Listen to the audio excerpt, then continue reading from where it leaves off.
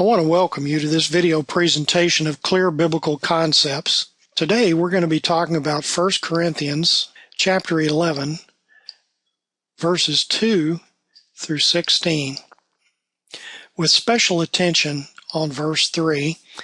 And I have to forewarn you that this is one of the toughest passages in the entire New Testament. Just to give you an idea, let's go ahead and jump right into it here. This is the NIV 2011 translation. In 1 Corinthians 11, starting in verse 2, Paul says, I praise you for remembering me in everything and for holding to the traditions just as I passed them on to you.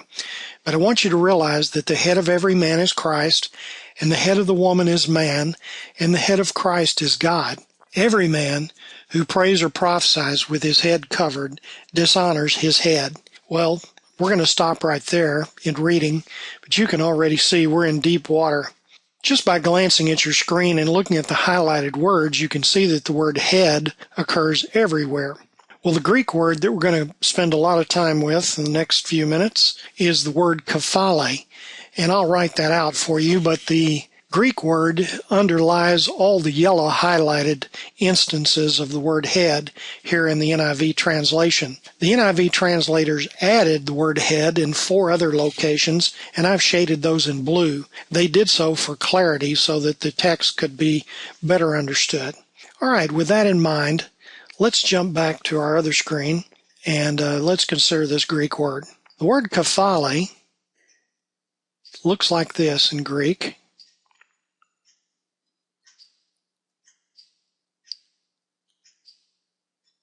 And in English, we would write it like this.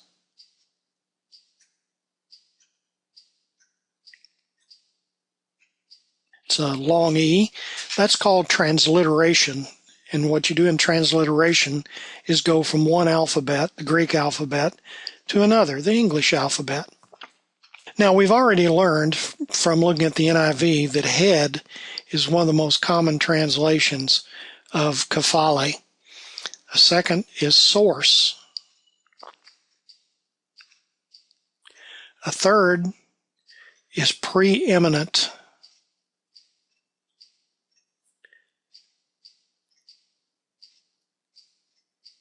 And a fourth is foremost.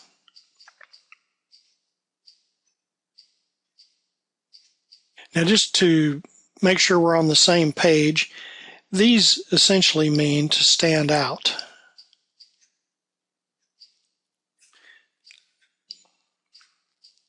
That's what we're thinking of when we say preeminent, something that stands out, or someone who stands out. Now, essentially, when we face this text, we've got to ask ourselves a question.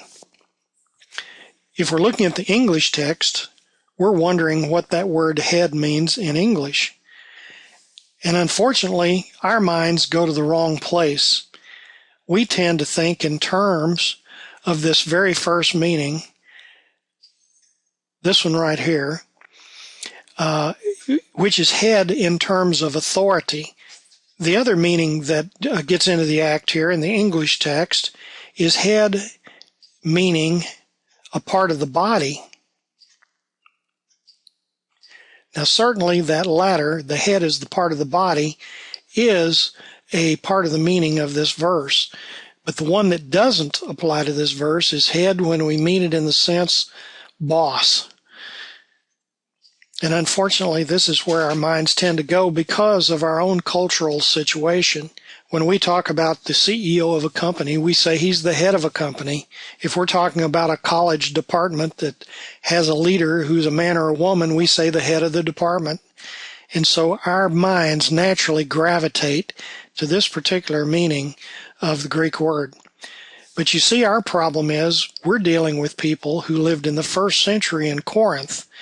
And the fundamental question we have to ask ourselves is this: when they heard the words of Paul, or when they looked at the Greek text, what did they think of? Well, it turns out that what came to their minds was prominent or foremost. That was the meaning that stood out to them.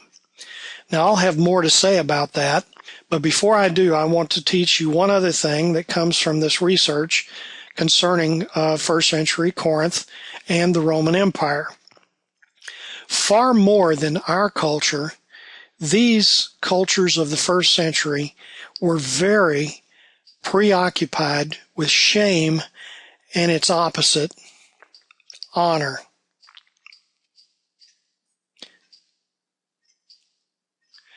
They would do about anything to bring honor to their family, to bring honor to themselves, to their mate, or even to the gods that they worshipped. And again, they would do just about anything to avoid shaming any of those others in those relationships. And so if you know this, it really helps you interpret a number of things in the New Testament, and especially behavioral motivation in the first century. Now, with that in mind, let's take a look again at our passage, and we want to focus, in this instance, on verse 3. We're going to fire up a little utility here to help us out. Now, we'll read the NIV text again, but I want you to realize that the head of every man is Christ, and the head of the woman is man, and the head of Christ is God.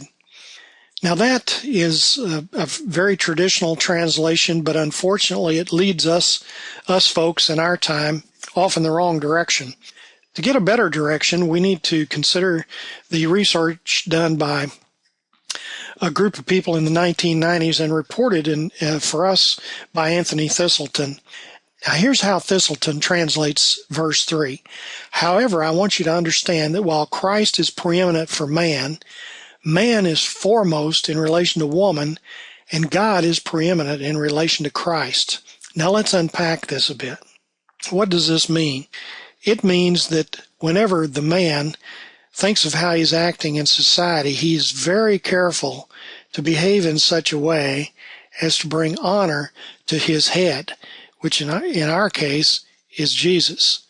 So we're not going to do anything that's going to bring shame to Jesus. We're going to do things that bring honor to Jesus. In the same way, the woman is supposed to bring honor to the man and is to avoid at all costs bringing shame to him. Jesus was our model in this sort of behavior because, as we well know, in everything he did, he acted in such a way as to glorify the Father. He always brought honor to the Father. And so we understand here that each of these three parties, the man, Christ, and the woman, are all acting not for themselves, but they were acting for someone else. They were acting on behalf of their head, and they were acting in such a way as to bring honor and not shame. Now, this puts this passage in an entirely different framework than the one we're used to assuming it has. And it'll go, if you remember this, it'll go a long way toward helping you understand and interpret the first half of 1 Corinthians 11.